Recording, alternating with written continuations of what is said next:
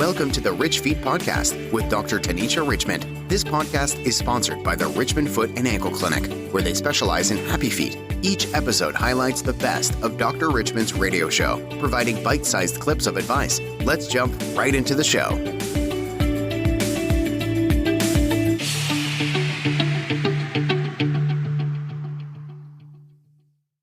Oh my gosh, Tanisha. So first off, I want to thank you for having me here today on your show. I tell you, I guess I should start by introducing myself. So my name's Adam Torres. I work with Dr. Tanisha Richmond on her podcast, and we help produce it for her. And we decided, so Tanisha and I were talking recently, and we said, it'd be really fun if I come on the show sometimes and as a guest host, and we just have some fun. We talk about what's going on in not only her practice, but, the world and other things going around. So Tanisha, hey, first off, thank you for having me on your show. It's an honor to be on your show.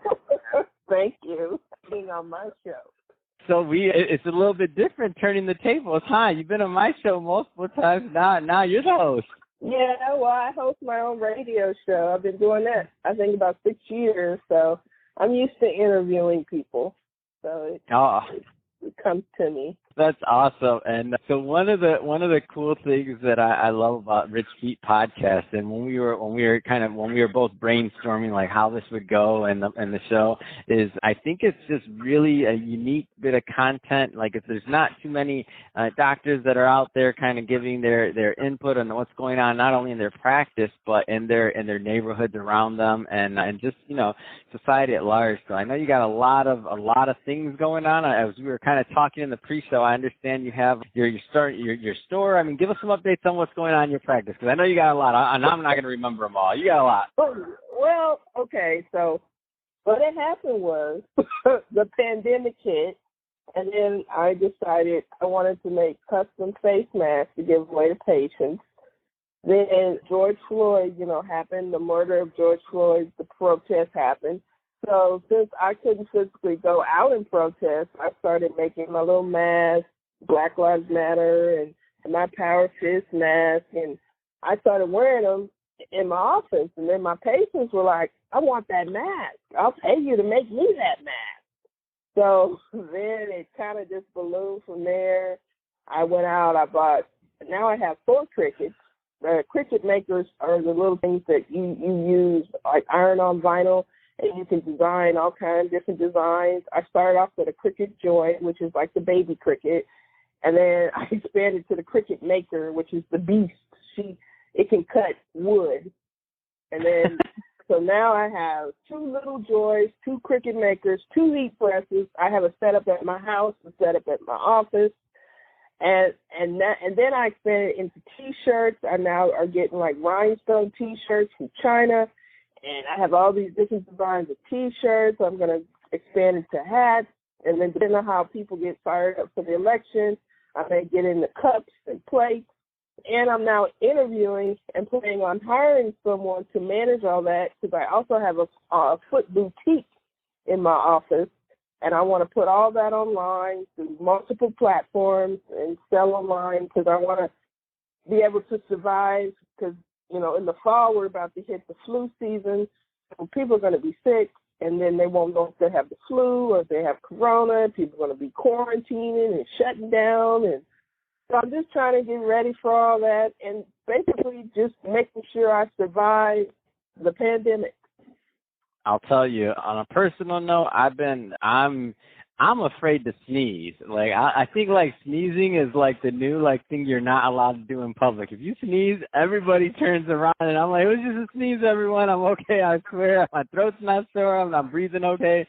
But it's tricky. Like, what do you think's gonna happen when this flu season comes on? Not asking you to have your crystal ball, but you do have you're in a unique position in the medical community. I mean, how do you think this plays out? It's going to be bad. It's going to be really bad. It's because I was talking to someone, and they were saying that the hospitals will become overwhelmed, the ERs, the urgent care, everyone, because people are going to freak out, because you're going to have a flu, which everyone pretty much gets. And I don't know in your state, in the state of Ohio last year, we were shutting schools down last year just for the plain flu. It shut down really? the systems. Yes, we were shutting people down. for just the flu last year. Because so many people, the kids were getting sick, the teachers were getting sick, the subs were sick, everyone was sick, so they couldn't function. So then you throw in corona, and one of my colleagues, she owns an urgent care, and I was talking to her because I want her to come on my radio show, and I want to interview her. And she's like, basically, the symptoms are identical. So basically, if you get symptoms, you got to go somewhere and get tested to see if you got the flu or if you have corona, and then you got to quarantine while you wait for your test. And, so it's going to be a mess. Wow. I didn't even think about that because I don't go around many people just in general. So that being said, a lot of my work's remote. So I mean, it always has been. I don't know, I'm pretty private. So I don't usually get sick. Like I haven't been sick in like many, many years. And the thing is I look at it and I'm thinking about it. Now I'm from Michigan though. So I'm from Michigan. So I mean, I grew up getting sick, right? Like everybody gets sick. You go to school, you get a cold. Like you can pretty much count on getting your cold every year, at least once a year. Yeah. I mean, some people are rare, they don't get it. Maybe you skip a year, right? Maybe you skip 2 years, but at some point you're going to get a common cold. And so now it's like, is that common cold, or is that now everybody's like going to be to the nth degree of, and especially I guess just the social part of it too, huh? Like you can't really walk by if you walk by somebody coughing, like you cringe a little bit, right? I do. Not you, but I do. Well, everyone should be wearing a mask anyway, because most states now have mandated everyone wearing masks. So that luckily, the flu season, now that I think about it, if people actually wear masks, it may not be as bad this year because most people in America right now should be wearing a mask whenever they go out. But there's still a lot of people who are refusing, but still, if 70 or 50% of the population is now wearing a mask, that should drop the flu season. It shouldn't be as bad because flu is airborne just like corona. They're both airborne viruses. So this is just my novice self wanting some medical advice here. So if you've had this same mask since Corona started and you haven't washed that thing and that's hanging in your car, is that a safe mask or is that a cesspool of grossness? You tell me, because I'm like, come on, people, like, I don't know, like, can you please wash the mask, buy a new one, go to your store. I mean, come on, get a new mask, something. It's so many different things they've said, but ultimately anything is better than nothing. Because the virus is past airborne droplets. So even if you've been breathing in it, it's just your stuff on the inside. But if someone comes up to you and breathes on you with your dirty, nasty mask, you're still protected from whatever. So your mask may be a little funky, but it will still protect you. It just may not smell good on the inside.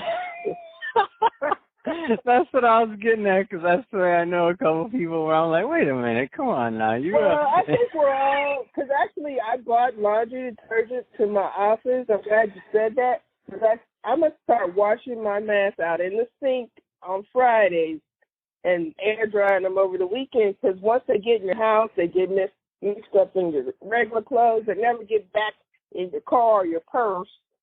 And, now wearing a mask is like it's an accessory. So, like, with me making custom masks, depending on how I feel that day, I might pull out my diva mask or, my doctor mask or, what I have on. Or if I have a certain color on, I might pull out a mask and match my outfit. So, now it's an accessory. It's like jewelry. So most people now probably have, like, 15 to 20 different masks that they have on them. And then with the cloth, the paper, you really don't want to keep dealing with paper because you constantly got to throw that away, get another one, throw it away. But if you have cloth, then you can wash it, it's just more convenient than having the cloth ones. The paper ones. I'm just saying, I'm just saying, I don't think I've received a Mission Matters mask yet. I'm just saying, like, there's people over here that need masks too over in California, Tanisha. I'm just saying. When we get off the air, we can talk and negotiate. Yeah. Yeah. See, you see how that works? I'm in. No, that's great. And yeah, that was on my mind today when I was thinking about it. I'm like, man, I'm gonna ask Tanisha today. I'm gonna see what she's about this mask hygiene thing and how that works and if it makes sense, because I don't know.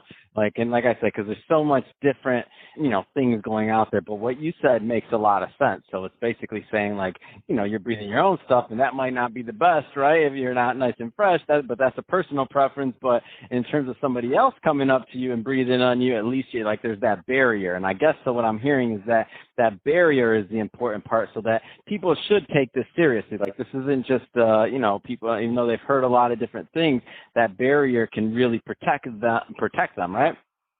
Yeah, I mean, they've had the studies, and of course I think they said the N95 is the best mask to wear. But of course, I have a couple, and the N95 is like the gold, the platinum of face masks. So it's like you really don't pull those out unless you're about to get exposed or someone is around you may be exposed. But I mean, my everyday little cloth mask, that's pretty much what I wear. And but my thing is, you just want a barrier. Like I said, you want to be protected. And then you got to remember, you got to protect yourself and protect others, just like you just talked about coughing and sneezing. Also we're in Ohio, we're going into allergy season. So, oh my gosh. Season and stuff. And I'm okay now because I always have on a mask. So I just sneeze in my mask and keep it moving. And people, they don't look at you crazy. You have a mask on. You can't spread it. So, the biggest thing right now, like CDC, is just put something on your face. A cloth, a scarf, whatever, a sock, whatever. Just cover your mouth and your nose. Because when you breathe out droplets, and then someone comes to you and gets close to you, even 6 feet away, you walk into a cloud of whatever they may have expelled from their mouth, and that's going to protect you. So it's all about, in this day and age, it's about self-preservation. That's what I said on my radio show. Even if you want to be selfish, just protect yourself. And by protecting yourself, you're protecting everybody else too. No, that's well said, and I get it, and that puts more perspective in it for me. And I know when I'm out there, I'm wearing my mask, and I hope everybody else out there listening to this is too, because it's a big deal. Because a lot of people, like you said, are still saying it's a hoax, it's not real, blah blah blah.